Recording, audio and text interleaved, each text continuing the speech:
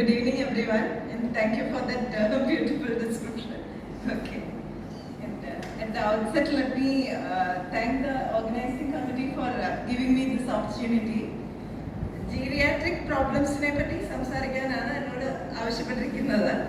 Okay, നമ്മുടെ കോളനിയിൽ ഇപ്പോൾ ഒരു നല്ല ശതമാനം ആൾക്കാരും സീനിയർ സിറ്റിസൺസ് ആയതുകൊണ്ട് ഇതൊരു റിലവൻറ്റ് ടോപ്പിക്കാണ്. അപ്പം ഞാൻ ഈ ടോപ്പിക്കിനെ പറ്റി സെർച്ച് ചെയ്തപ്പോൾ ഒന്ന് രണ്ട് നല്ല കോട്ട്സ് എൻ്റെ ശ്രദ്ധയിൽപ്പെട്ടു. അതൊന്ന് ഷെയർ ചെയ്യാമെന്ന് വിചാരിക്കുക. Age is simply the number of years the world has been enjoying you. And anyone who keeps ability to see beauty never grows old. Okay, so aging എന്ന് പറയുന്നത് നമ്മൾ ജനിക്കുമ്പോൾ മുതൽ മരിക്കുമ്പോൾ അവസാനിക്കുന്ന ഒരു യാത്രയാണ്. പ്രായം കൂടുന്തോറും നമ്മുടെ ശരീരത്തിന് ഫിസിക്കലായിട്ടും മെൻ്റലായിട്ടും ഒരുപാട് വ്യത്യാസങ്ങൾ ഉണ്ടാകാം. നമ്മുടെ ജനറ്റിക്സ്, നമ്മുടെ ലൈഫ് സ്റ്റൈൽ, നമ്മുടെ എൻവയൺമെൻറ്റൽ ഫാക്ടേഴ്സ് എല്ലാം ഈ മാറ്റങ്ങളെ ഇൻഫ്ലുവൻസ് ചെയ്യാം. ശരീരത്തിൻ്റെ അവയവങ്ങളിലെ കോശങ്ങൾക്ക് ഡിവൈഡ് ചെയ്ത് റിപ്പയർ ചെയ്യാനുള്ള ഒരു കപ്പാസിറ്റി പ്രായമാകുമ്പോൾ കുറഞ്ഞു തുടങ്ങും. അതിൻ്റെ അനന്തരഫലമായിട്ട് ടിഷ്യൂ ഡീജനറേഷൻ, ഓർഗൻ ഡിസ്ഫങ്ഷൻ ഇതെല്ലാം സംഭവിക്കാം. അത് പല രീതിയിൽ മാനിഫെസ്റ്റ് ചെയ്യാം. അപ്പം അതിൻ്റെയാണ് appearance of wrinkles and grey hair അങ്ങനെ വരും. പിന്നെ കോഗ്നിറ്റീവ് ഡിക്ലൈൻ, അതായത് ചിന്തിക്കാനും പഠിക്കാനും ഓർമ്മിക്കാനും ഒക്കെയുള്ള ബുദ്ധിമുട്ട്. ഞാനിതെല്ലാം എക്സ്പ്ലെയിൻ ചെയ്യുന്നത് കണ്ട് പേടിക്കണ്ട. അതിൻ്റെ പോസിറ്റീവ് ആസ്പെക്ട്സിലേക്ക് നമുക്ക് കടക്കാതെ പ്രിവെൻറ്റ് ചെയ്യാനുള്ളത്.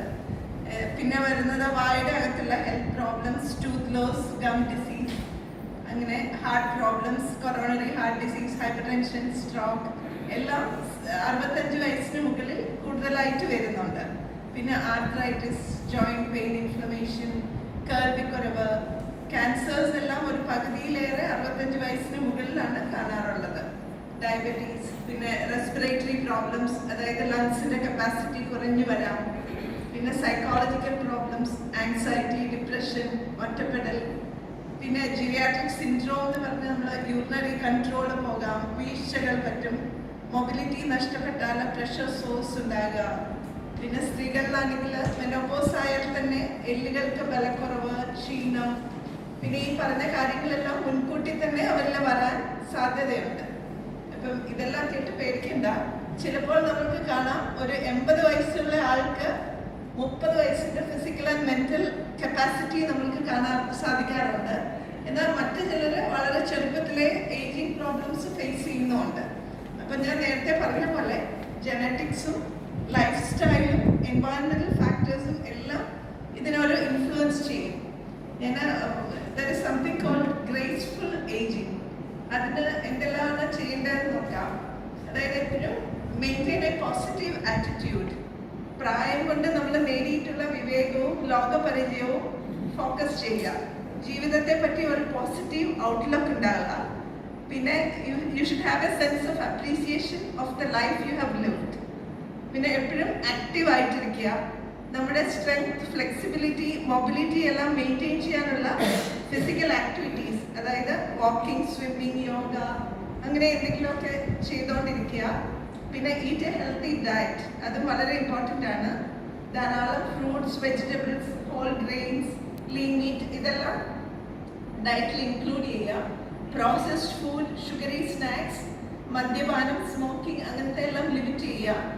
പിന്നെ ഇനിയൊരു ഇമ്പോർട്ടൻറ്റ് കാര്യം, സോഷ്യലി കണക്റ്റഡ് ആയിട്ടിരിക്കണം. റിലേഷൻഷിപ്പ് വിത്ത് ഫ്രണ്ട്സ്, ഫാമിലീസ് എല്ലാം മെയിൻറ്റെയിൻ ചെയ്യണം. കമ്മ്യൂണിറ്റി ആക്ടിവിറ്റീസിലെല്ലാം പങ്കെടുക്കണം. ഇതെല്ലാം നമ്മുടെ യൂത്ത് മെയിൻറ്റെയിൻ ചെയ്യാൻ ഹെൽപ്പ് ചെയ്യും. Always keep learning. Mentally active ആയിട്ടിരിക്കാൻ എപ്പോഴും ശ്രദ്ധിക്കണം. പുതിയ സ്കിൽസ്, പുതിയ ഹോബീസ് എല്ലാം പഠിക്കുക. Engage in activities that challenge your mind. പിന്നെ ഏറ്റവും അത്യാവശ്യം take care of your body. Regular check-ups with doctor and dentist എല്ലാം വേണം. എന്തെങ്കിലും ചെറിയ പ്രോബ്ലംസ് കണ്ടാൽ നമ്മളത് ഏർലി ആയിട്ട് ഡിറ്റക്ട് ചെയ്താൽ അതിൻ്റെ കോംപ്ലിക്കേഷൻസ് ഒഴിവാക്കാനും അത് തടയാനും സാധിക്കും.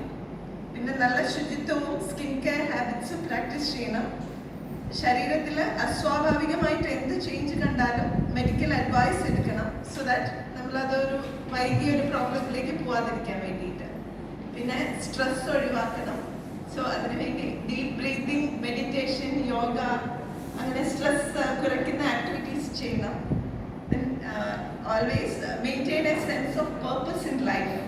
That's very important. This could mean working for a passionate project or volunteering for the community. It's never too late to try something new. ഞാൻ കൺക്ലൂഡ് ചെയ്യാണ്. ഫിസിക്കൽ ലിമിറ്റേഷൻസ് ആൻഡ് ചലഞ്ചസ് ഏജിങ്ങിൻ്റെ ഒരു ഭാഗമാണെങ്കിലും നമ്മുടെ ഒരു പോസിറ്റീവ് മൈൻഡ് സെറ്റ് ഉണ്ടായാൽ ഇതെല്ലാം അതിജീവിക്കാൻ സാധിക്കും.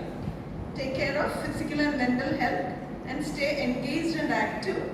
And as the saying goes, age is just a number, and how we navigate the journey can greatly impact our overall happiness and well-being.